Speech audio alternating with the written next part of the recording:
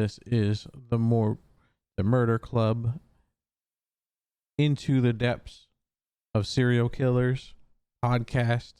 Episode 1. This is going to be part 1 of hopefully just a 2-parter. We'll see if we need to go any further than that.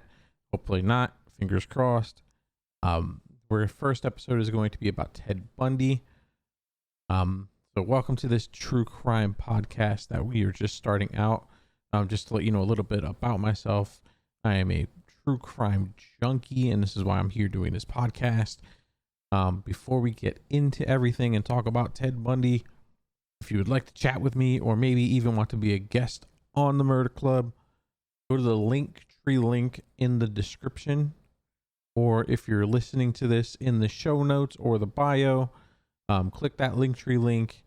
Hit me up on any of my social medias, whether it's Instagram, Twitter, on the Discords, or you can leave a comment here and I'll get back to you on it. Just come chat with me, or like I said, if you want to be on the show, go ahead and follow one of those and you can be on the show. And if you enjoy what you hear today and you're listening on podcast form, go ahead and leave me a 5-star rating and a review. Anything helps. Go ahead and follow me also on whatever platform you're using. I am on Apple Podcasts, Spotify, Anchor Podcast, Amazon Music, and audible.com. So go to those, check those out. Whatever's easiest for you. Google Podcast is going to be another one I'm going to be on, but trying to figure that one out. They're a little bit finicky when it comes to their stuff. If you're watching this on YouTube currently, or if you're watching this on Facebook, go ahead and give me that thumbs up. If you're on YouTube, go ahead and smash that subscribe button and give a comment. I welcome all comments. What I'm here for.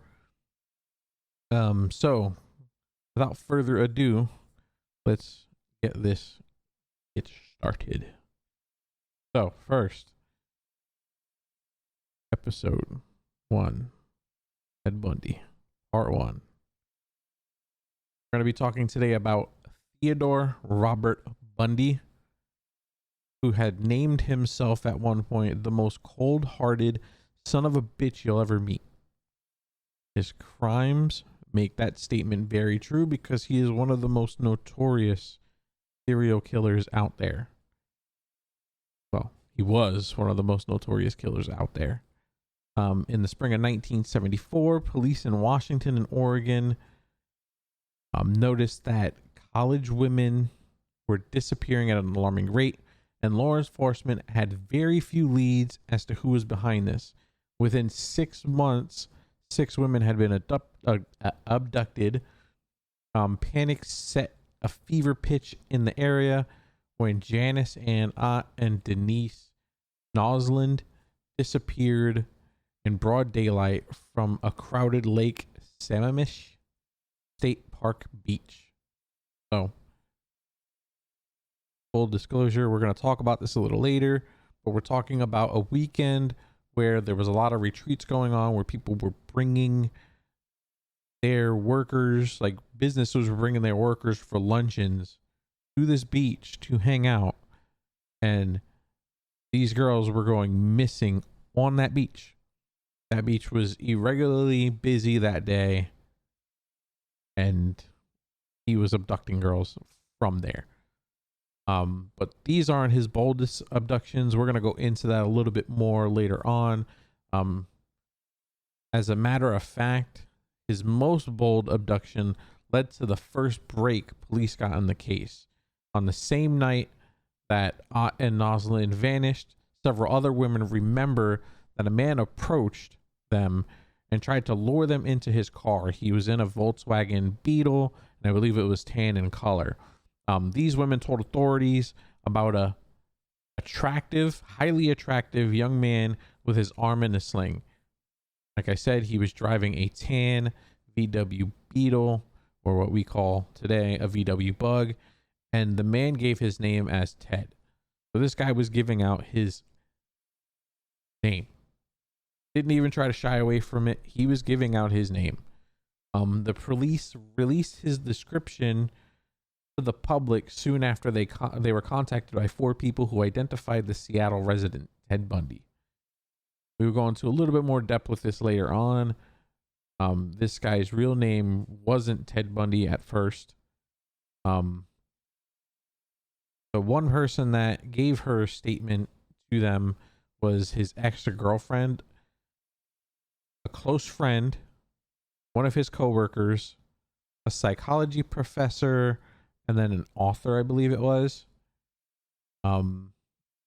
They all were giving tips, and police were swamped with tips, but they dismissed Ted Bundy as a suspect, thinking it would be highly unlikely that a clean-cut law student with no adult criminal record would be the perpetrator that they were looking for.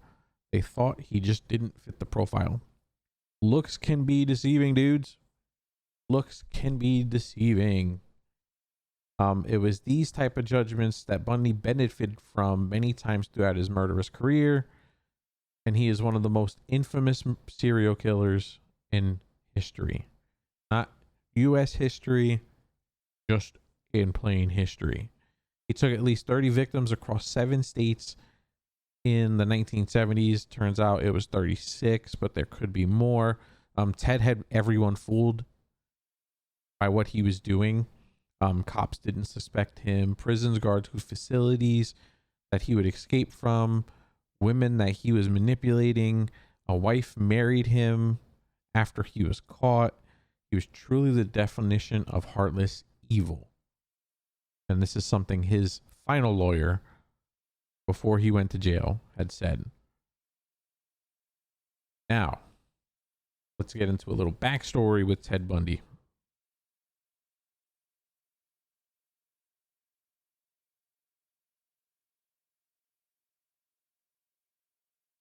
So Ted Bundy was born November 24th, 1946 in Burlington, Vermont, across the country from the Pacific Northwest communities that he would one day terrorize. His name originally, like I said, was not Ted Bundy, was not Theodore Robert Bundy. It was Theodore Robert Cowell. He had the last name of his biological mother, Eleanor Louise Cowell, and his father was unknown. Now, on Ted's birth certificate, Eleanor listed Air Force vet and salesman Lloyd Marshall as the father. Then she later claimed that naval sailor Jack Worthington as the father. Lord Marshall came out and he was like, "Nah, dude, I'm not his father. Definitely not his father." And when police looked into Jack Worthington, he didn't exist. And everything that I read, couldn't find anybody by that name in the military. Authorities looked more into this, and no one by that name existed. Eleanor returned to her parents after Ted was born.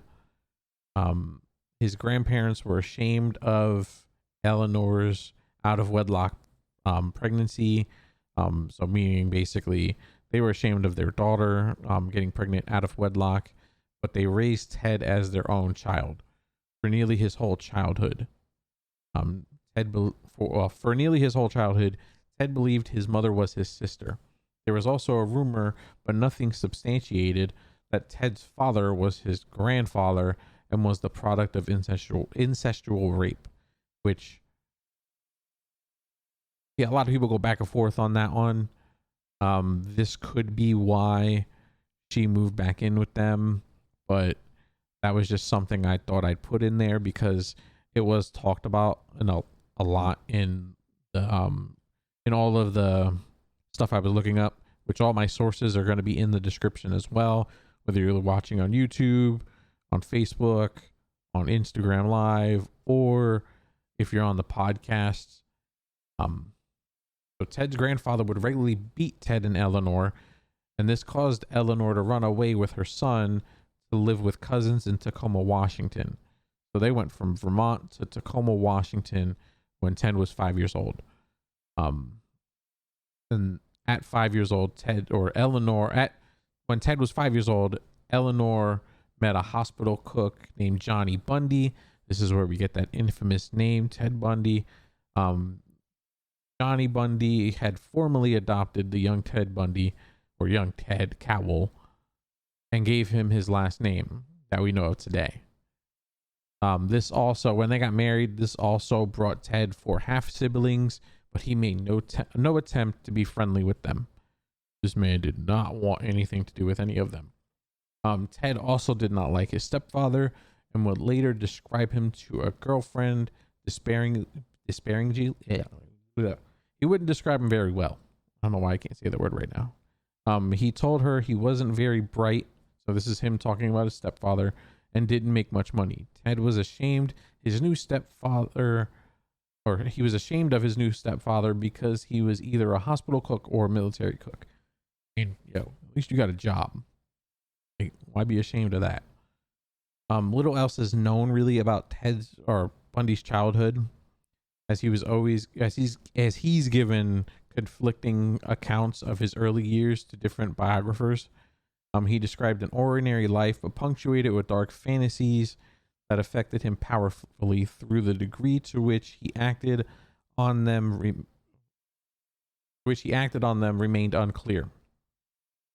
So, from what I was seeing, Ted wasn't an evil child, but he wasn't goofy as well. He was kind of just even-keeled, middle of the road type of child. There was one infamous story that I did see where at 3 years old, Ted grabbed all of the knives out of his kitchen and he laid them around his aunt, who was sleeping in bed. When his aunt woke up, she saw little Ted sitting at the end of the bed laughing at her. Just imagine the sick little kid laying at the end of the bed, only 3 years old. So for him to have that wherewithal to grab all the knives and put it around his aunt's body, that just beats me. But he puts all these knives around her body. She wakes up and all she sees is him maniacally laughing. Like, what the fuck? The little dude needs help. Like, that's not cool. During Ted's early years of school, he was normal. He was described as good looking, did well academically. He was popular and things came very easily to him, which is something that happens with a lot of good looking people. They usually get things handed to them. Things come easily to them. And this is according to multiple reports. When it came to going to high school, though, things came less easy to Ted. He was still lucky enough to be good looking and people were still drawn to him. But his friends said that in high school, he wasn't as popular, but he was just there.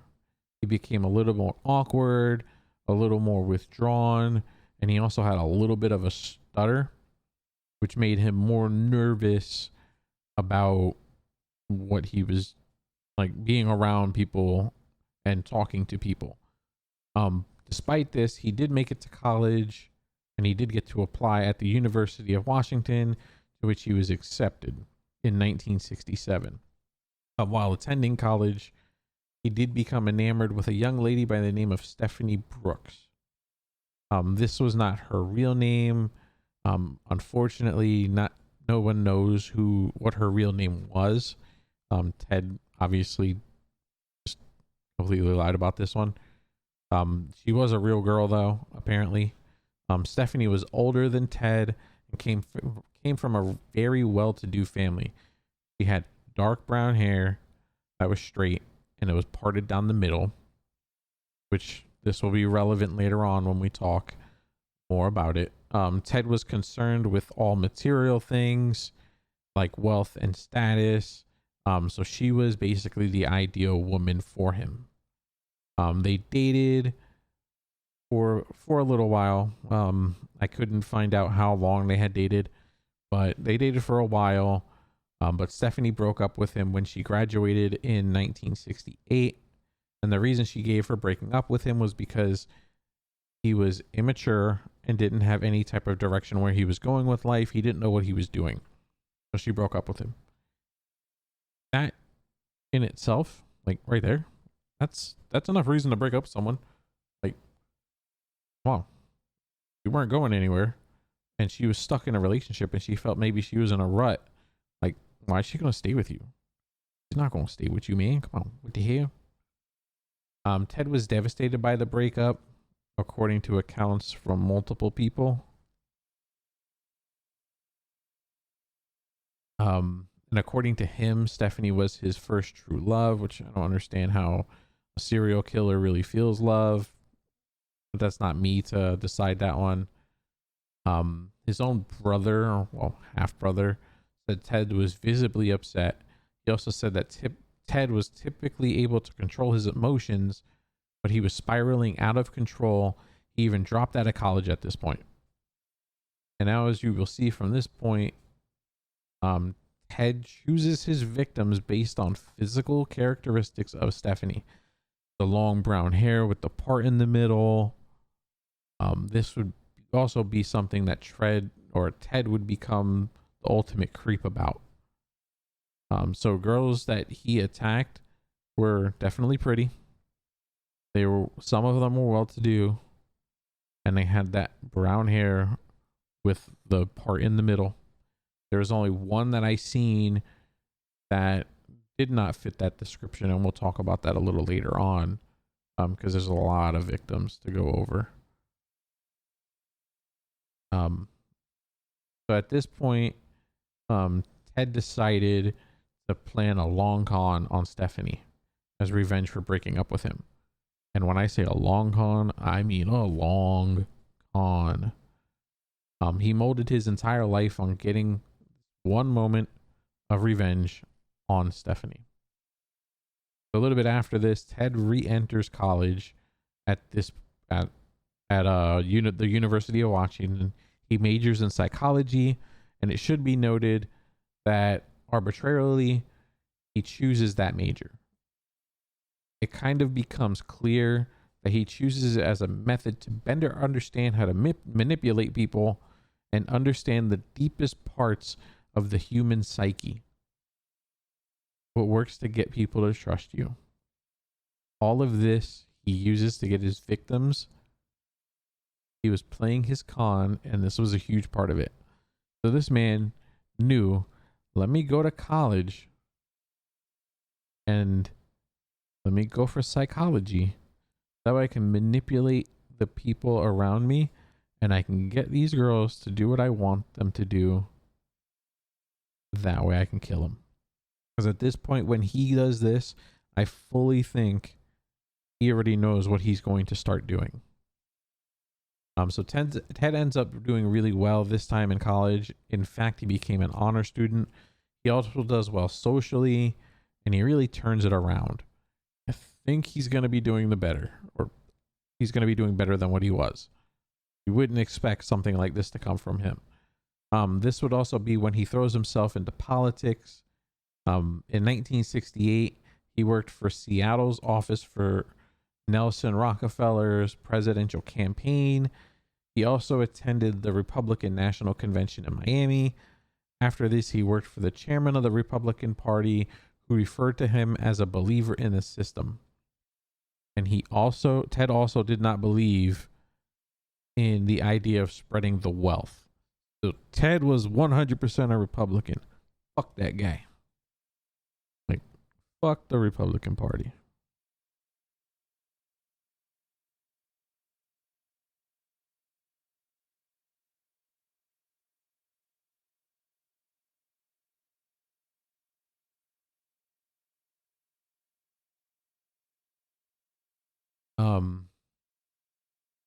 Where were we? In a time where it was wait. Oh, yeah. In a time where it was all about the hippie movement, where everybody had long hair, you had beards, you were dressed down, like, right on, dude. Peace. Everybody had long hair and beards. Ted was a super clean cut, and he was a conservative, which is really Republican.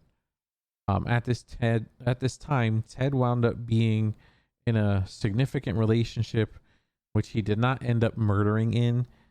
He was dating a woman known by her alias as Liz Kendall. She wasn't a fan, or she's not a fan of her real name being out there after this.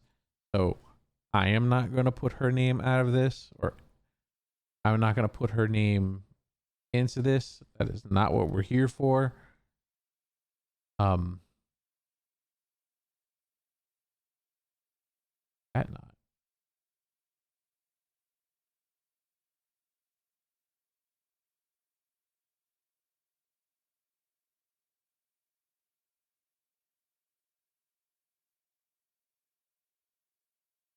My chat on YouTube is not up and running. Sweet. All right. Sorry about that. Liz Kendall. She's not a fan of people using her name in places. So honestly, I'm not going to include it here. Liz had a 3-year-old daughter, and she dated Ted for 5 years. Ted was fine with the daughter, and he did not kill either of them. Liz recalls that there were some warning signs, but she brushed off. And if you're thinking to yourself, like, that's great that he wouldn't kill kids, he does. So we'll get to that. I think that's going to be something we get into in part 2. In 1973, Ted was accepted to the University of Utah Law School. This would be when he met back up with Stephanie and presented the new and improved Ted. And you think this would be the perfect thing because she fell for it. He wasn't immature anymore, and he had a direction he wanted to go in, so she fell for it. Took this hook, line, and sinker. I don't blame her. This is what she wanted him to do. This is what she wanted him to do in the first place.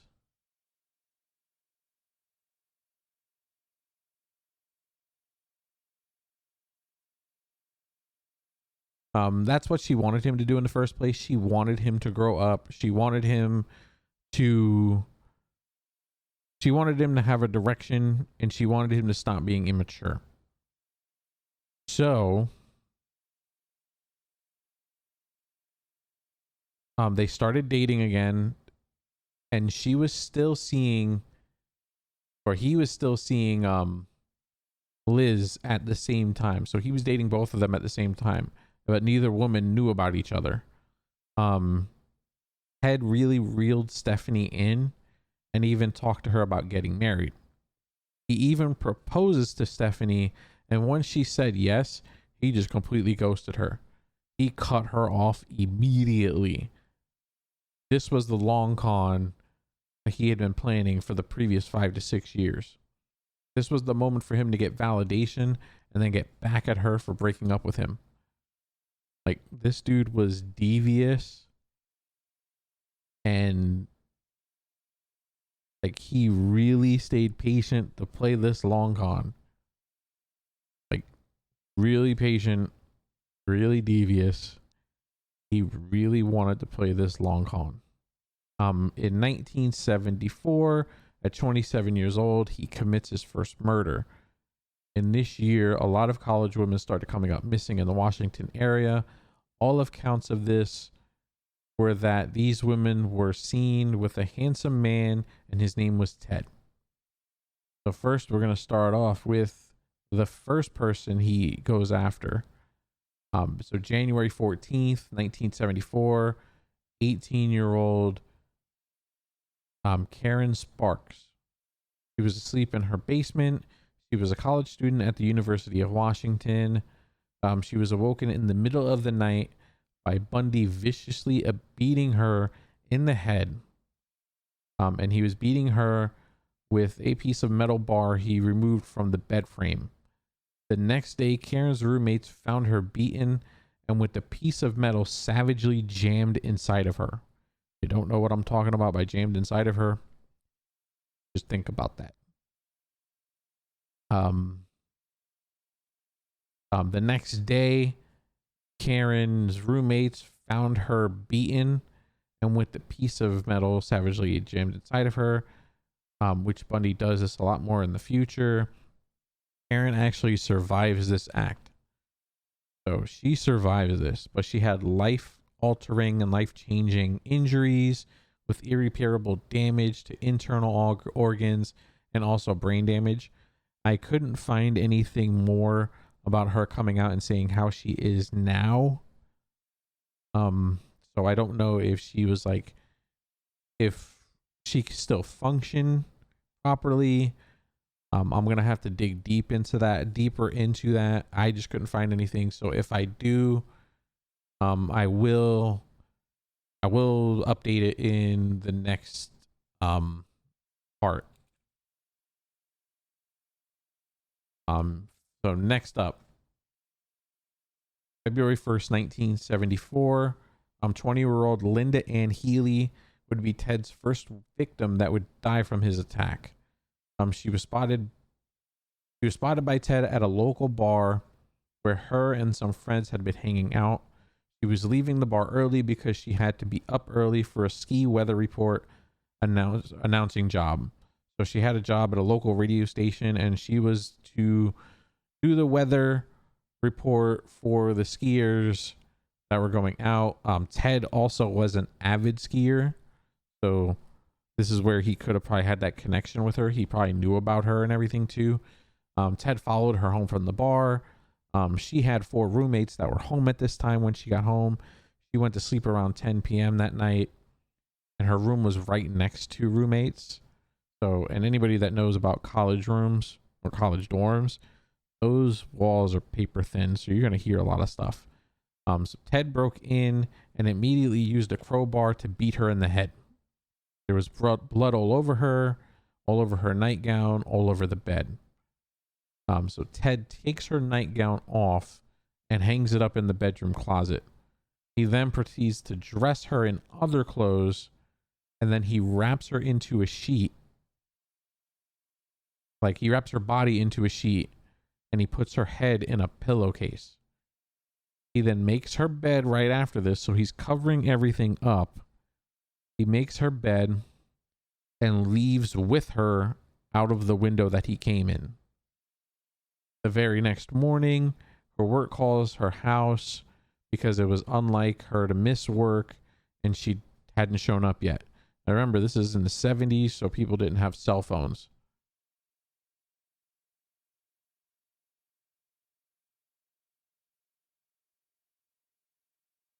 People didn't have cell phones, so you were calling somebody's house to figure out whether they were home, or if somebody was home that could tell you what was going on.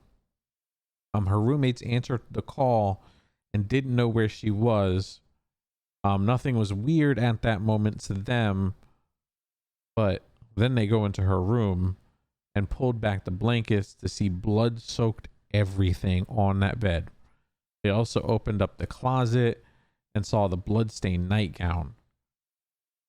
Her body is never found. So her full body is never found.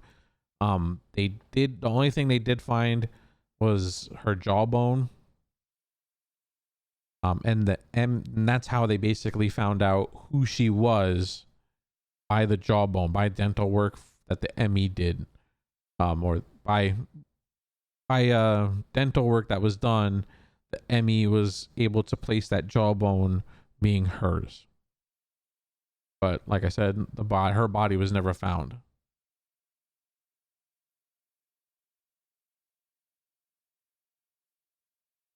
So the next 4 victims,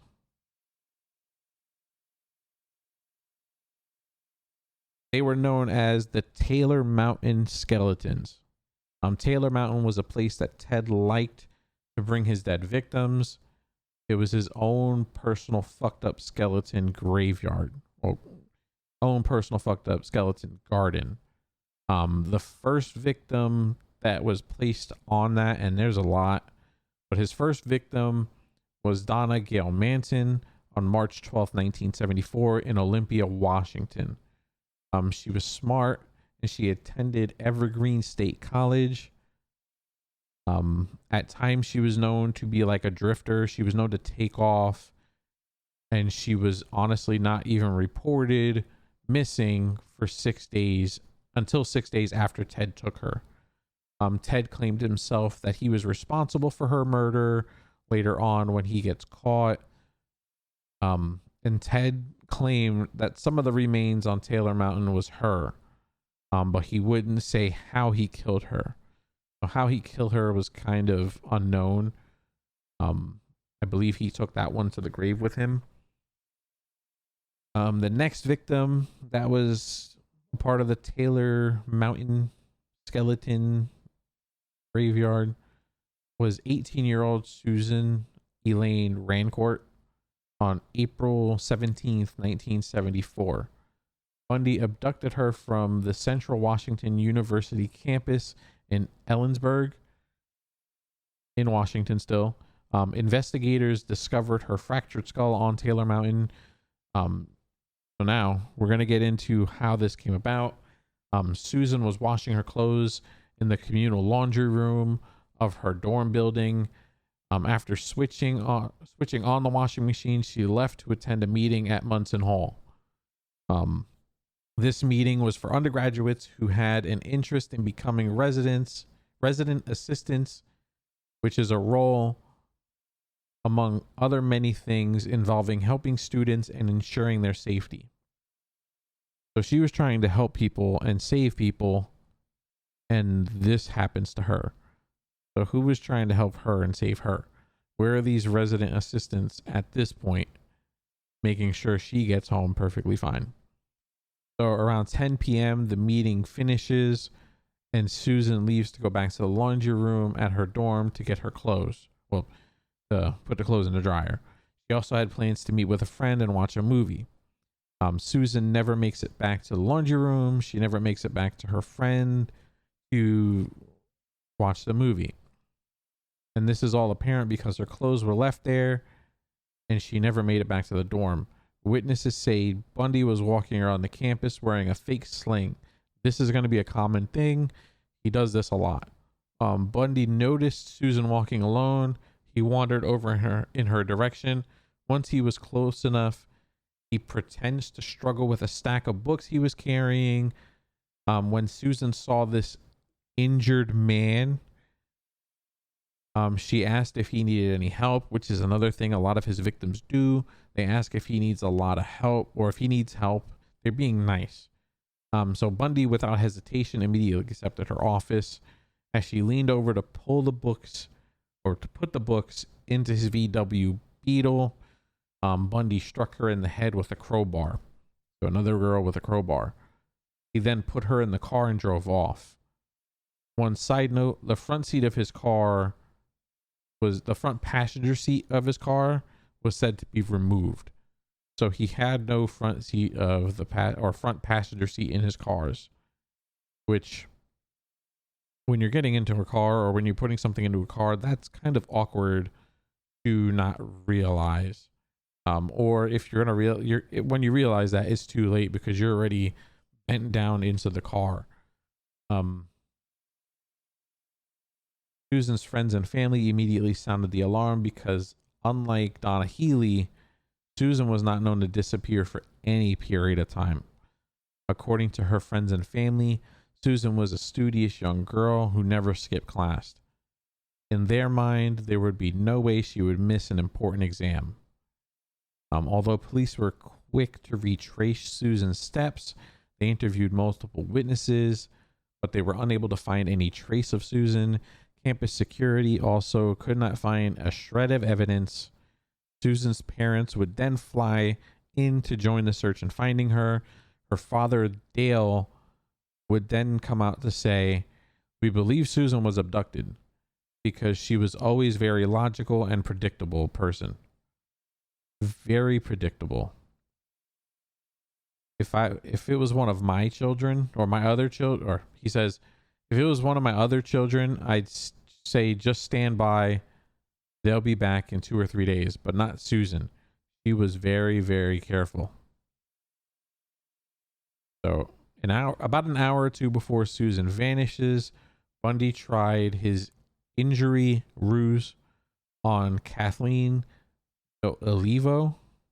According to Kathleen, the man had a sling and was standing outside the college library pretending to struggle and dropping his books.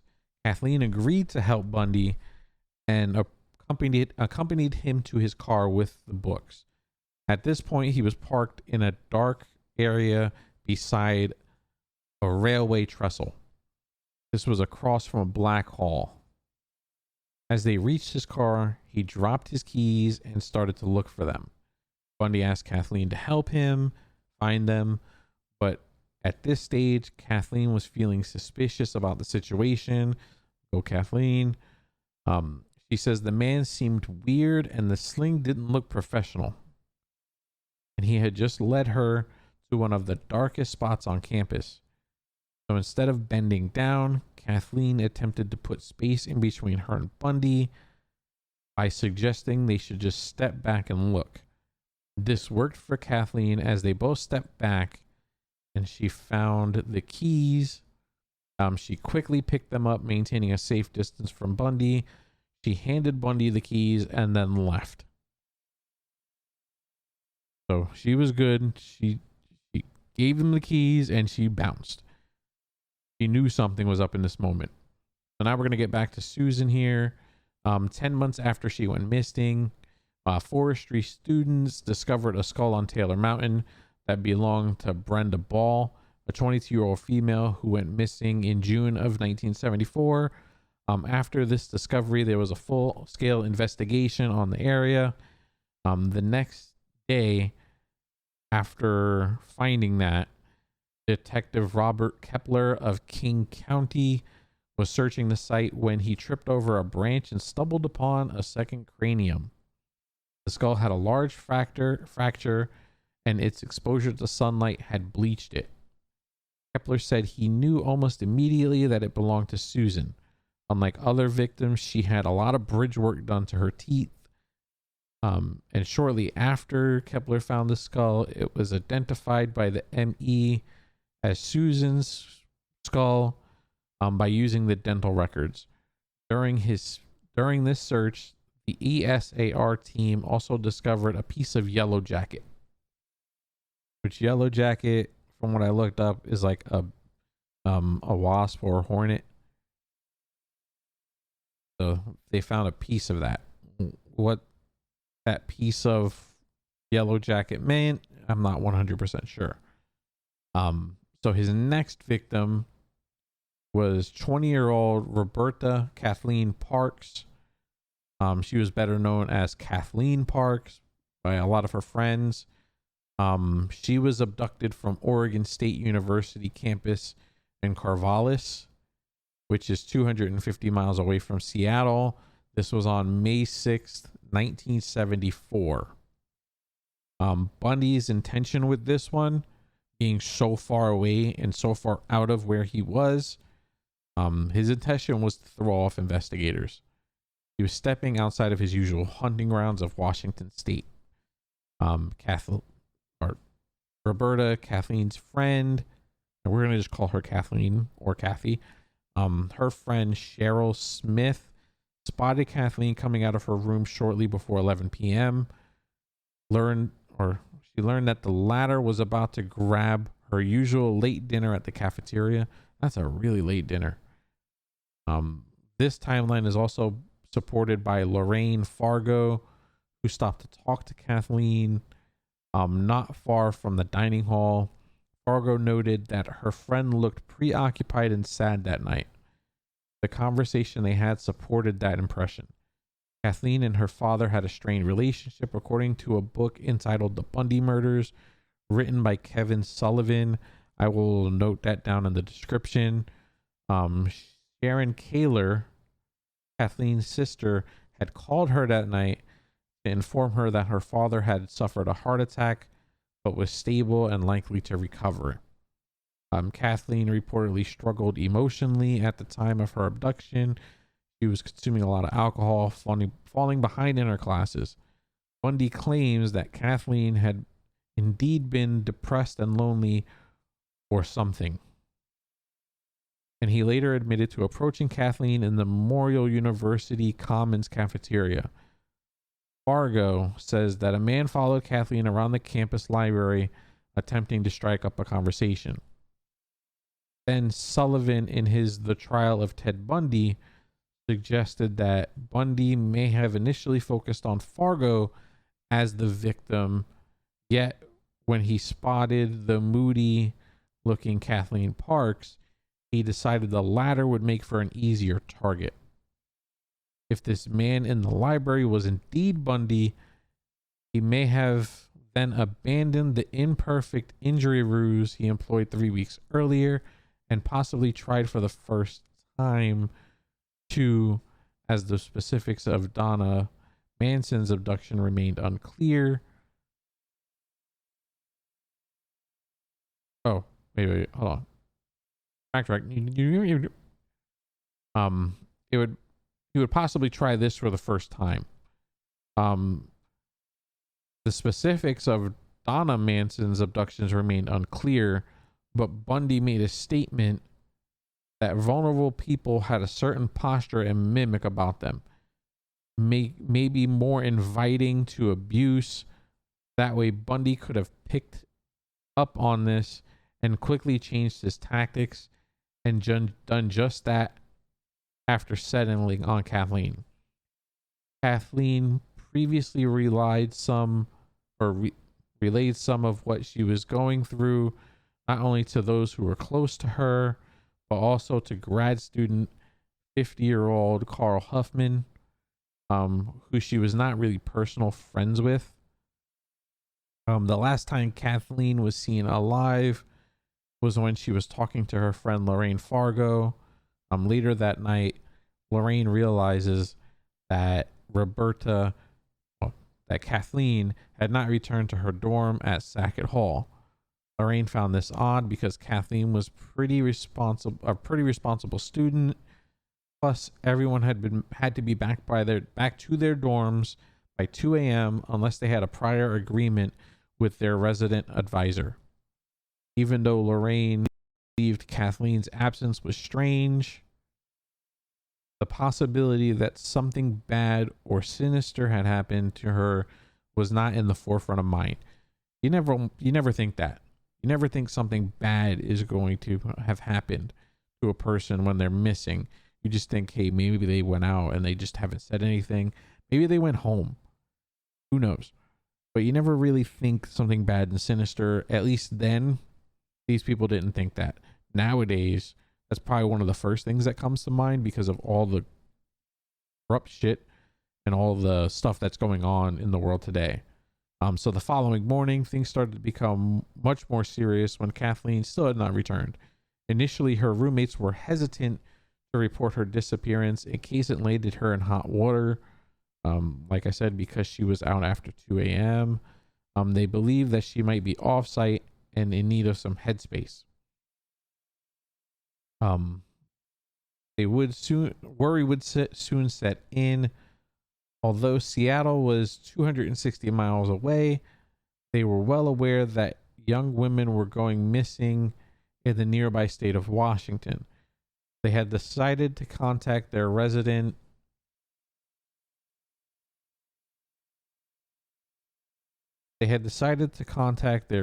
advisor and raise the alarm.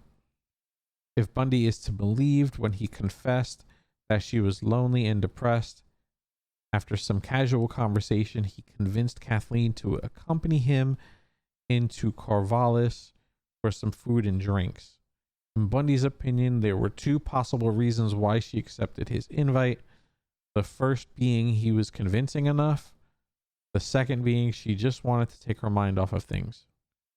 Once they got into Bundy's car, Bundy then lied, said that he needed to collect his things or his thesis from a nearby typist.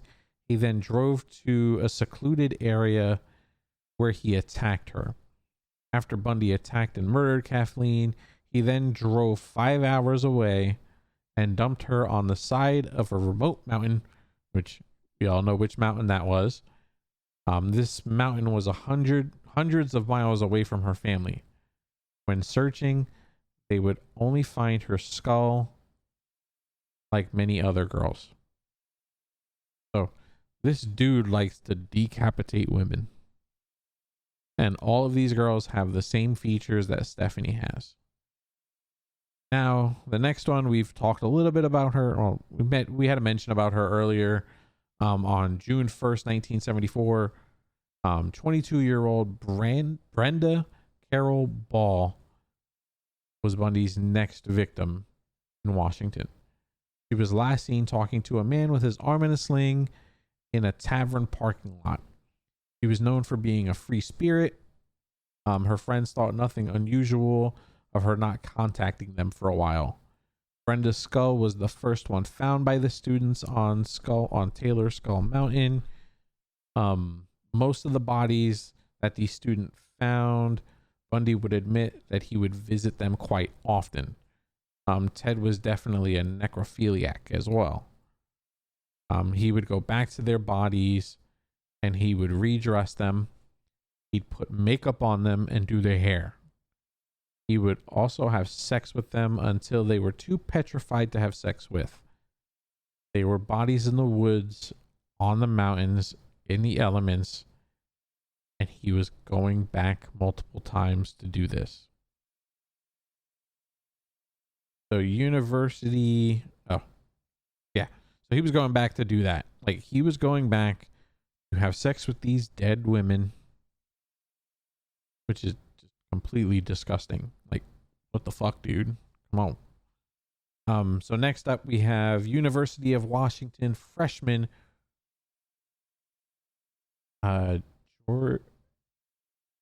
Georgia Ann Hawkins.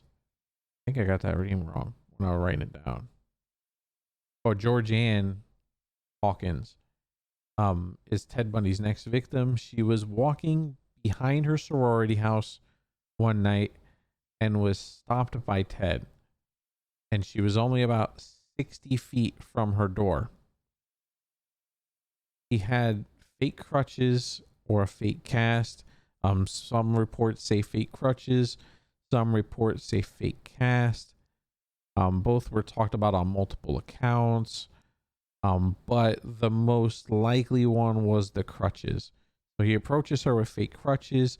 He pretends to drop his books. He was a super nice person, like most of the other women that this was happening to. And she says to Ted, let me help you pick these up. She agreed to help him pick up the books. Once she picked up the books, Bundy said, oh, my car is right here. Could you just help me put them in the car because I have crutches and this is hard?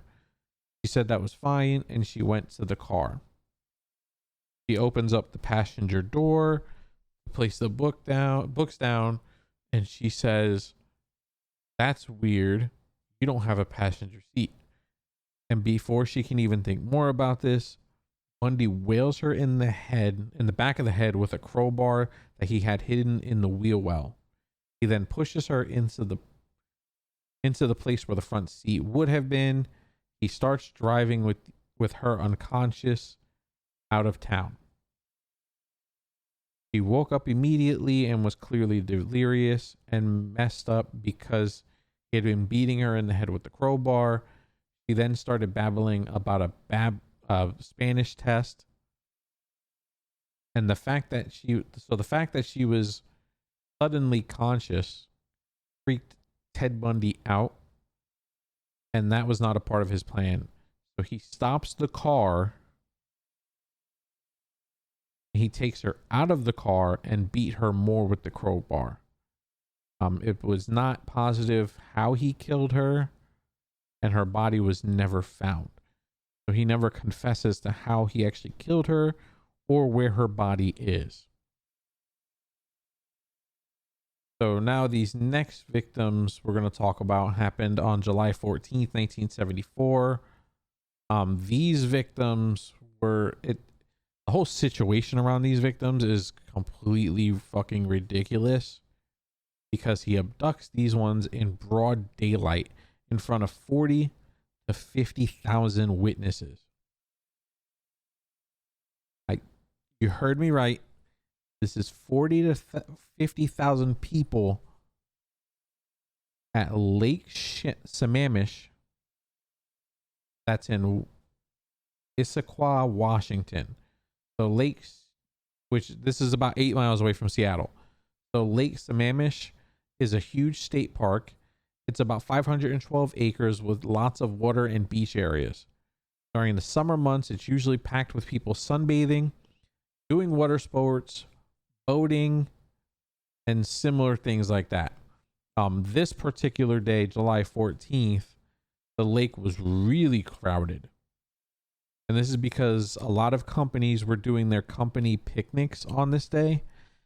And it was like a small city on that beach, or on those beaches. So around 12 p.m. this day, a handsome man approached the 22-year-old woman by the name of Mary Osborne. She had been hanging out on a grassy knoll area, and she was near a bunch of friends or a bunch of other people that had been eating lunch. Mary was not hidden away from the public. Bundy was described by a lot of people that he was wearing a white t-shirt, jeans, and he had his injured arm in a sling. Bundy walks up to Mary. He asks her to help him move his sailboat, and she agrees to help him, which fits, like I said before, what most victims do. She later says that he was really good looking, and that is why she helped him. She agrees to help him, follows him to the area where his VW bug is. Then Mary notices that there was no sailboat there. She says to Ted that she does not see a boat. Ted responds, "Yeah, the boat is a short ride up the road at my parents' house." The boat is at your parents' house. Why didn't you get your parents to help you bring it down? Or why didn't you get a friend to help you bring it down? Why'd you go to the beach, then go back home, or then you had to go back home? I mean, obviously we know why he went to the beach. He went to the beach to do this. But like, bruh, make up a better story. So he tells her, "You would just have to get in the car and take a ride with me." Mary immediately gets weirded out by this, and her instincts were a little bit too late. She tells Ted that she's really sorry, but she can't, and she is already late, and she's supposed to meet her parents for lunch at 12:30. Bundy was super nice about this, apologizes to Mary for inconveniencing her and not having the boat there. Bundy was not aggressive with her at all, and he walked her over to the area she was at. And then turns out that on that day, Bundy had tried this on several women.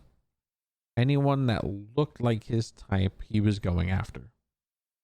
On the same day, he approaches another woman named Janice Ott. We mentioned her earlier in this episode. Janice Ott was 5 feet tall, and she had long blonde hair. So this is the outlier that I could find. She was the only outlier that I could find. She was in the area, or she had just moved to the area. Where am I? She had just moved to the area to because she had a job for helping children. Janice was alone that day and had ridden her bike to the beach to sunbathe. Bundy introduces himself to Janice as Ted. Like I said before, he's not shy to tell people his real name. She agrees to help him with the whole boat thing because of the same bullshit reason that he gave Mary and other women. When they got to the car, she also noticed there was no boat, but before she could say anything, Bundy straight just punched her in the face. He then pushes her into the car where the front seat should be. Bundy then strangled her, and it is believed that he took her to another location in the woods, and he tied her up to immobilize her and left her there. So he leaves her in the woods, and she's alive still. Well, it's believed that she was alive still and that she was killed later. They found her bones in this area, but she was decapitated. So a couple of hours later, he goes back to Lake Sammamish. She's still alive, by the way. He approaches another woman. This woman is 18-year-old Denise Marie Asland. Denise was with a lot of friends, but she had to step away to go use the bathroom. Oh, should have took a friend with you, man. Bundy meets her over by the bathroom and feeds her the same lie he gave Janice and Mary about needing help with his boat. Mind you, this is all in front of 40 to 50,000 people. Denise was nice like the other women that Ted abducted, and she agreed to help him. The only thing that is known about this one is that they found Denise, or where the hell did it go? The only thing that was known about Denise really was that they found her jawbone and her femur months later. These were the other identified victims that were found with unidentified remains in the area. And they also found the crowbar in that area that Bundy had been using. It had turned out that Bundy had been keeping Janice hidden somewhere. When he took Denise, he brings her back to where Janice was tied up and terrorized both women together. So Janice is still there. She's still alive. That's where where they are, where he terrorizes them. That's where he leaves them after killing them. But he takes Janice, ties her to a tree, leaves her there, goes back to the same beach, grabs Denise, brings her to the same spot that Janice is in. He terrorizes both of them, and then he makes one of the women watch as he kills the other one. So, terrorizes them, makes the one watch as he kills the other one. And these two women did not know one another. As police come to learn, there was a group of women sitting close to where Janice had been sitting, and one of the women there had overheard clearly what the conversation was. She heard him introduce himself using his actual first name. These women knew the type of car that he had been there with, or been at Lake Sammamish with, been at Lake Sammamish in. More people come forward after this to tell police that they had heard him say his name was Ted. He had always been super ballsy with his abductions. These acts here, so those two acts finally get some eyes on him. But if you come to think about this, those two acts right there, you have to think he was trying to either one up, or he was trying to be just as devious as Jack the Ripper was. Because if you remember, Jack the Ripper had also killed 2 women in one day.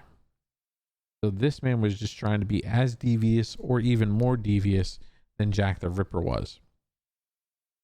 So just a little note about that part of it.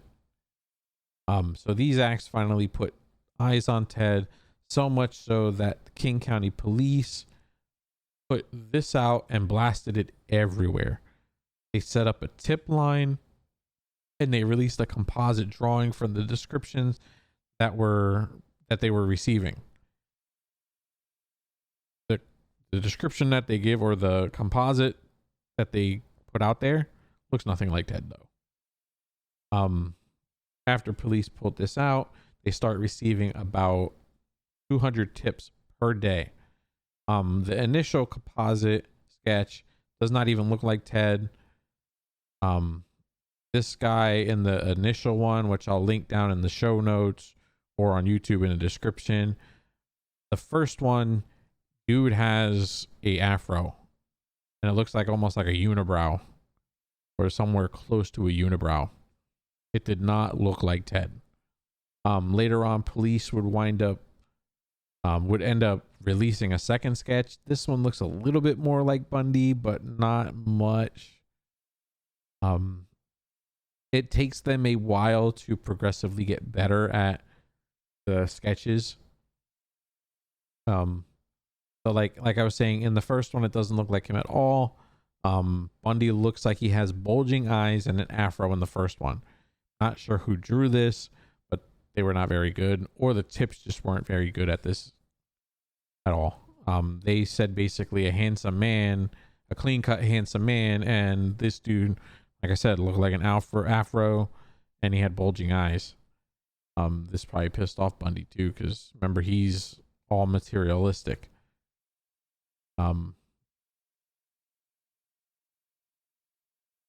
So according to some people, Bundy was super handsome, but he was also super generic in his looks. So when they say super generic, he was handsome, but he was a handsome that everybody was like. Anybody that was handsome, he was them. He wasn't like outwardly handsome, like he wasn't exceptionally handsome, according to some of the people. This allows Ted to change his look very subtly, and he would look like a different person each time he changed his look. He would grow his beard out, he would grow his hair out a little bit, he would shave his hair to be really, really short, he would style his hair differently, and he would also wear some like turtlenecks. He would slightly change things about himself to stay ahead of all of this. For a good bit of time, they would call all of these murders the Ted murders. Almost like TED Talk, but Ted murders. And they did this because that's all they knew about him. So here are some notable tips that came in through tip lines. Yes, basic bitch. That came into tip lines.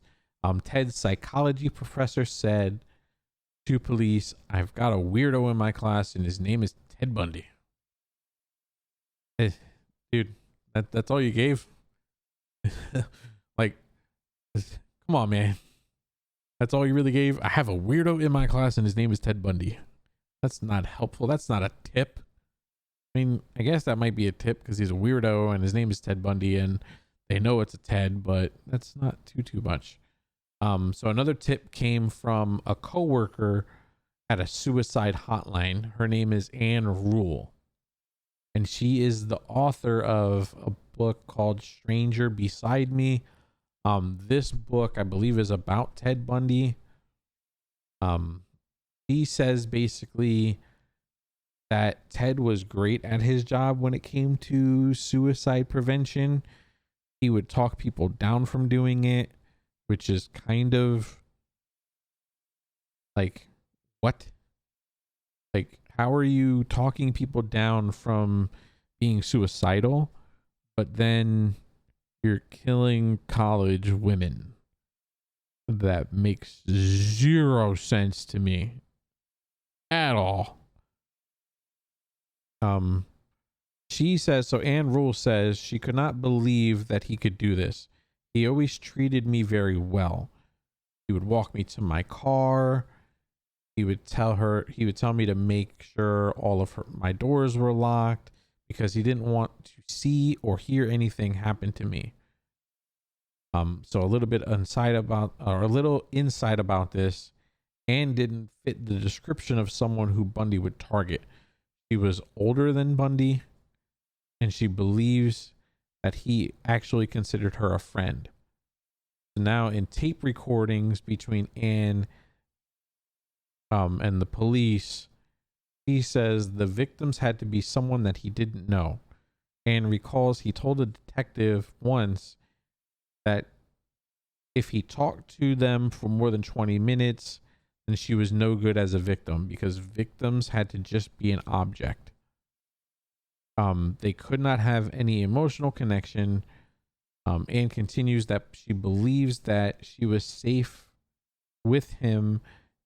She was as safe with him as she would have been as a baby in her mother's arms. He liked slender coeds with long dark hair parted in the middle. And continues that she had not been slender since she was about 4 years old, and she had red hair her whole life that was slowly turning silver. She said he liked me, but he sort of wanted to use me as a conduit to the Ted task force in Washington because he didn't want to talk to them directly, but he did want to send messages. So he was using this lady to get messages to the police. The third tip that we'll talk about is pretty damn interesting. This is from his ex-girlfriend Liz from the beginning, the one he was with that had a child that he was with for 5 years. She claimed that he had been acting strange and he was staying up all night. Bundy was secretive about where he was going, and she would find weird things in their house, and he was only interested in sex when it included bondage, where he would tie her up, but she was not into that at all. So this would make him angry with her when she said no. Dude, just some people aren't into that. And why the hell are you wanting a bondage session with your girl when you're already getting them elsewhere? I mean, you're fucked up, man. So at this point, they are starting to close in on Ted. The police are getting closer and closer to finding out who he is and taking steps to getting him. So we have a ton more to go over at this point. There is a lot more. I think we went over about 5 women, and there's 31 more. So right now, that's going to be it for this episode. It's going to be it for me today. I'm going to be working on recording the next part. Well, I'm going to be working on doing research and recording the next part of this episode. And that episode is going to be released on July 23rd. I'm going to try to keep this as close to 2 parts as I can, but I'm not going to make any promises on that because I don't know if I'm going to have to bleed it into a third episode. Like I said, I'm going to try not to, but there's a lot of stuff. There's a lot of stuff to go over there. So this will have a 2-week break in between it. That'll be to make me be able to research as best as I can. Next weekend, there will be a show over on the King Vic show with the latest news that's going on next week. So that'll be next Saturday. And then, like I said, the following Saturday will be that. So if you're watching this on Facebook, go ahead, like I said, hit that thumbs up button, leave a comment. If you're watching this on, where'd I put it on? Instagram. Thank you for being here. If you're watching this on YouTube, smash that thumbs up button, hit that subscribe button, leave a comment down below. All engagement works. If you're listening to this in the podcast world, go ahead, leave me a rating and review, especially if you like this. No matter what, do it. But if you liked it, leave me a 5-star rating, leave me a rating and a review. All that engagement helps to get me up the charts. It's going to help me out. Like I said, this is the first episode. So we're going to see what goes from here. If you want to be on the show, like I said, go into the description. My link tree is going to be down there. It's linktr.ee/the King Vic show. Go to that. It's going to have all my social medias.